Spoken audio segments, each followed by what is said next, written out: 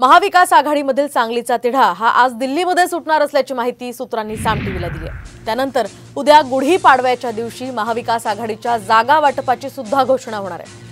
महाविकास आघाडीच्या नेत्यांच्या संयुक्त पत्रकार परिषदेमध्ये या जागा वाटपाची घोषणा होणार असल्याची माहिती मिळते। उद्धव ठाकरे, शरद पवार, नाना पटोले यांच्या उपस्थितीमध्ये पत्रकार परिषद होईल अशी ही माहिती आहे।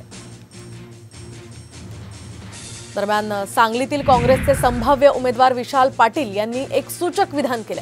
आज राजकीय सुट्टी घेतली, उद्या काहीतरी निर्णय घेईन असं सूचक वक्तव्य त्यांनी केलंय। तर उद्या काहीतरी निर्णय होईल याचं आम्ही टेन्शन घेत नाही असंही विशाल पाटील यांनी यावेळी म्हटलंय।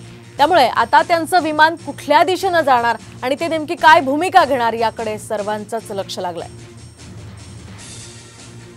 आमच्या ह्या राजकीय गडबडीत सुद्धा वेळ काढून आम्ही आज बाबांनी जुळवला।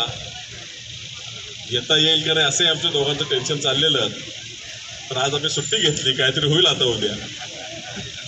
पण आम्हाला टेन्शन नसते, कारण काय जरी झालं तर तुम्ही सर्व आमच्या पूर्णपणे पाठीशी राहता।